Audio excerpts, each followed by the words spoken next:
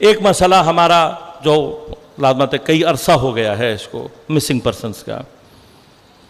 آپ جانتے ہیں کہ یہ ایک مسلسل ایک سلسلہ ہے جو کہ جاری ہے، اور جو ہمارے علماء اس سلسلے میں بات چیت کر رہے ہیں، جب ان سے ہماری گفتگو ہوتی ہے تو وہ یہ کہتے ہیں کہ ہم سے وعدہ کیا جاتا ہے اور ہم وعدے پر ہی دھرنا ختم کرتے ہیں.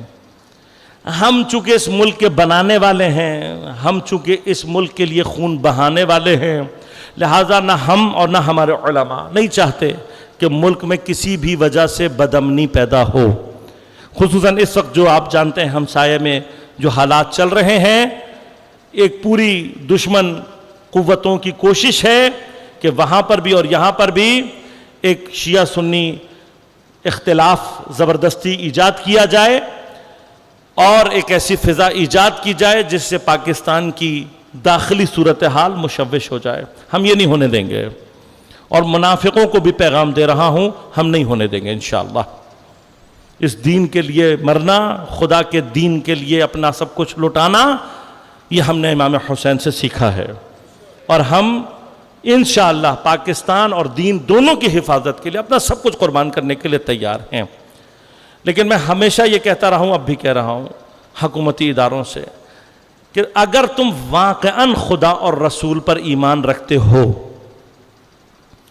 یا تو آپ بتا دو ہمیں کہ ہم کسی خدا رسول پر ایمان نہیں رکھتے، تاکہ پھر ہم آپ سے اس حساب سے بات چیت کریں. بھئی اگر خدا نہ خواستہ تم سیکولر ہو، کمیونسٹ ہو، لا دین ہو تو بتاؤ، اتنی جرت پیدا کرو، پھر ہم آپ سے اس حساب سے بات کریں گے کہ پاکستان کا انتظامی معاملات کسی لا دین کے ہاتھ میں ہونے چاہیے یا کسی دیندار کے ہاتھ میں ہونے چاہیے. تو ہمیں تو آپ پر امید ہے، ہم سمجھتے ہیں کہ آپ مسلمان بھی ہو، خدا رسول پر ایمان بھی رکھتے ہو، دیندار بھی ہو، یہ اعتماد ہے ہمیں.